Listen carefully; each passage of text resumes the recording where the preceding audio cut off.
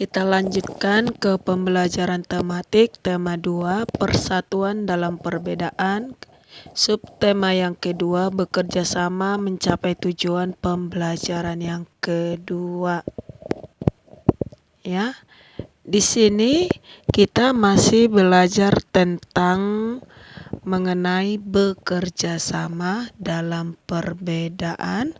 Setelah itu juga kita mempelajari tentang pola lantai pada tari Indang. Kemerdekaan yang diraih oleh bangsa Indonesia tidak lepas dari makna yang terkandung dalam sila ketiga, yaitu persatuan Indonesia. Mengapa persatuan dan kesatuan penting? Apa yang akan terjadi jika negara kesatuan Republik Indonesia tidak bersatu? Nah, itu yang akan kita pelajari pada pembelajaran hari ini. Anak didik kami masih ingatkan bahwa simbol dari sila ketiga yaitu persatuan Indonesia adalah pohon beringin.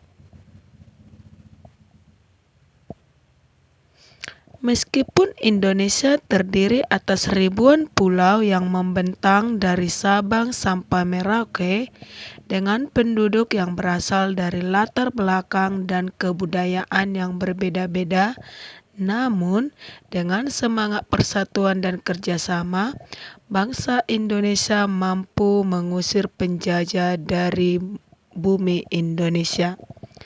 Nah, di sini ada peribahasanya, bersatu kita teguh, bercerai kita runtuh adalah semboyan yang sering didengarkan atau didengungkan untuk meningkatkan persatuan. Nah, di sini ada wacana yang berjudul, kami berbeda namun kami bekerja sama. Matahari belum tinggi ketika Edo, Dayu, dan teman-temannya bermain di halaman sekolah. Ada yang bermain lompat karet, ada yang bermain petak jongkok, ada yang bermain congklak di selaras kelas. Dan sebagian lagi ikut dalam permainan rangku alu. Edo, Dayu, Siti, Udi, Beni dan Lani memilih ikut permainan rangku alu bersama beberapa teman lain. Mereka memang lebih suka dengan permainan olah tubuh, ya. Baru beberapa hari yang lalu teman baru mereka yang memperkenalkan permainan ini yaitu Yanes yang berasal dari Alor, Nusa Tenggara Timur.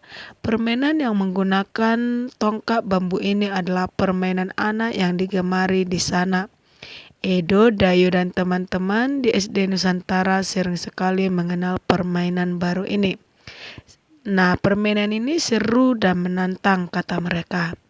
Anak-anak di SD Nusantara justru gembira menyambut perbedaan warna kulit, adat, kebiasaan, bahasa, atau agama tidak mereka anggap sebagai masalah.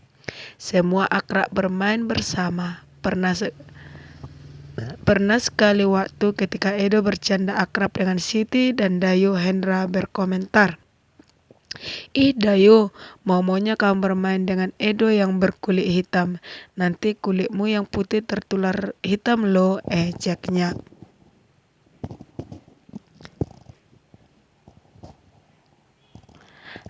Aku tak pernah pusing dengan warna kulit, tak pernah pusing dengan asal daerah. Aku dan Siti pun berbeda. Aku anak Bali, Siti anak Sumatera. Tetapi kami saling memahami. Pertemanan hanya butuh waktu untuk saling menyesuaikan.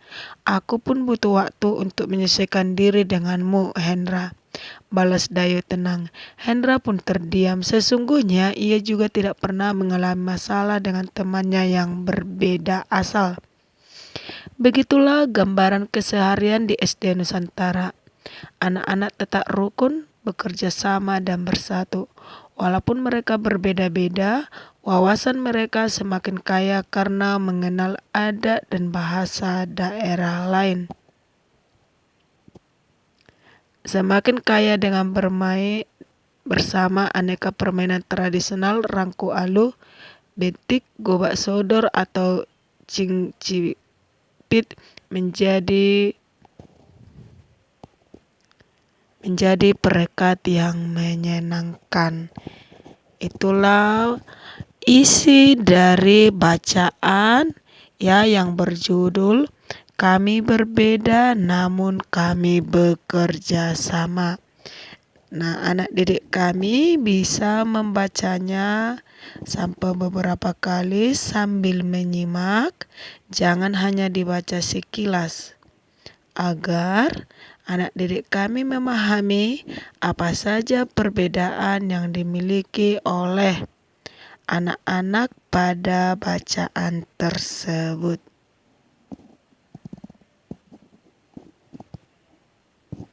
Nah, dari sini kita bisa membuat kesimpulannya bahwa Edo, Dayu, Siti, Udin, Beni, dan Lani itu mereka berasal dari daerah yang berbeda dan warna kulitnya juga berbeda. Nah, dari bacaan itu kita akan menjawab beberapa pertanyaan yang akan Ibu bantu. Nomor 1. Apa saja perbedaan yang kamu temukan dalam cerita di atas? Nah, di dalam cerita itu sudah dijelaskan ada perbedaan warna kulit, agama, suku, dan ras. Yang kedua, bagaimana sikap Edo dan kawan-kawannya menyikapi perbedaan tersebut? Nah, sikap Edo itu bahwa mereka menerima perbedaan itu dan saling melengkapi ya. Yang ketiga, apakah perbedaan menghalangi mereka dalam melakukan kerjasama? Jelaskan. Nah, dijelaskan tadi dalam bacaan bahwa perbedaan itu bukan menghalangi mereka dalam melakukan kerjasama, tetapi itu menjadi suatu kekayaan ya atas keberagaman yang dimiliki mereka. Mereka tidak membeda-bedakan. Yang keempat, apa manfaat yang kita peroleh ketika mampu bekerja sama dengan orang-orang yang berbeda? Nah, banyak manfaat yang kita peroleh ketika kita bekerja sama ya, baik dengan orang-orang yang berbeda. Ada itu, pekerjaan menjadi cepat selesai, baru terjadi kerukunan, baru terjalin kerjasama dan juga persatuan. Nah, baru pekerjaan itu akan menjadi lebih baik. Itulah manfaat yang kita peroleh ketika bekerja sama. Yang kelima, pernahkah kamu bekerja sama dengan teman-teman yang berbeda? Berikan contohnya. Nah, anak didik kami pasti sering melakukan kerjasama dengan teman-teman yang berbeda, bukan? Nah, contohnya itu bisa ketika disuruh melakukan diskusi di kelas. Selain itu juga ada juga bekerja sama dalam piket kelas dan juga gotong royong. Yang keenam, bagaimana kamu menyikapi perbedaan yang ada? Jelaskan. Nah, cara kita menyikapi itu kita tidak boleh membeda-bedakan, tetapi kita harus bisa saling merangkul. Yang ketujuh, jelaskan manfaat kerjasama dan persatuan dalam kehidupan sehari-hari. Nah, tadi di nomor 5 sudah dijelaskan banyak manfaat ya. Di nomor 4, manfaat dari kerjasama dan persatuan dalam kehidupan sehari-hari itu banyak. Itu pekerjaan cepat selesai, kita makin banyak teman ya. Oke, kita lanjutkan lagi. Di sini, tahukah kamu bahwa kerjasama dan persatuan juga penting ketika kamu menampilkan tari secara berkelompok? Apakah kamu masih ingat tentang pola lantai ketika menari? Nah, tari berkelompok itu adalah suatu tari yang dilakukan beberapa orang, lebih dari satu atau bahkan 2 orang ya. Itu tari berkelompok. Sekarang kamu akan menerapkan pola lantai tersebut dalam tari indang yang berasal dari Sumatera Barat. Ini adalah tari indang ya. Pola lantai pada pembelajaran sebelumnya sudah Ibu jelaskan mengenai pola lantai dan jenis-jenisnya, ada beragam-ragam ya.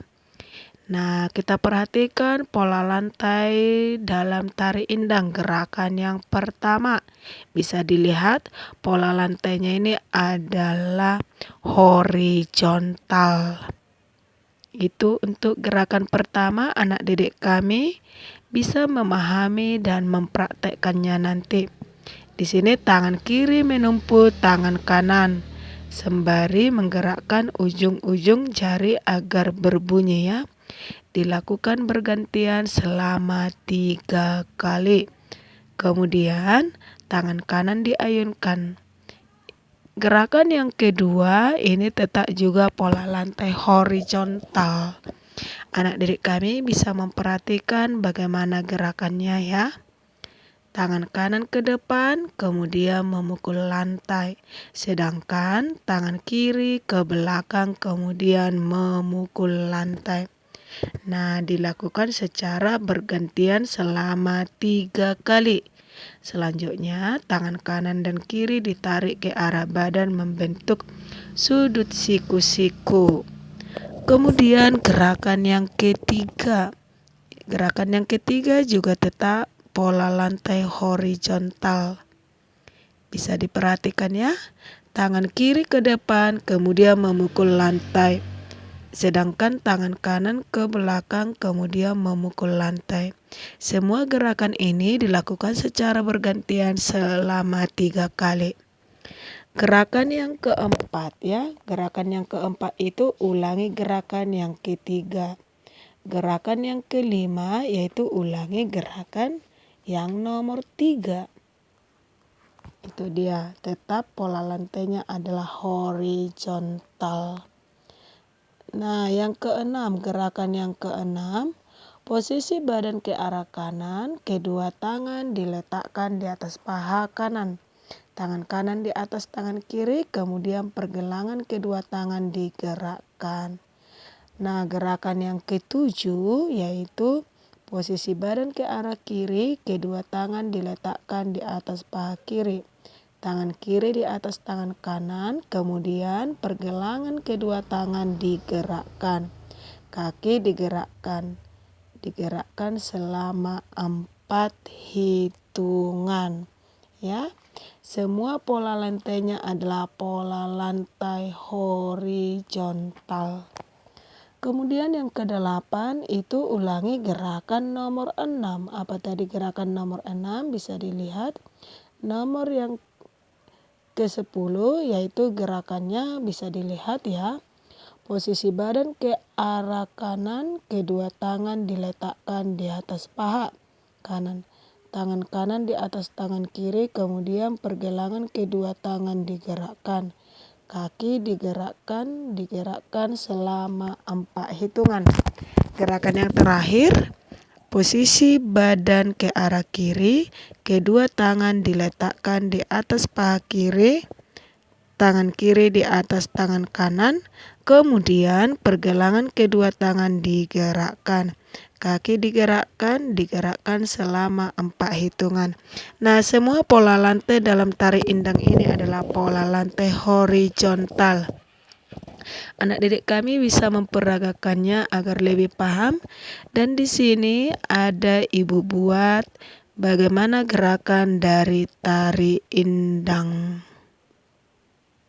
Ya.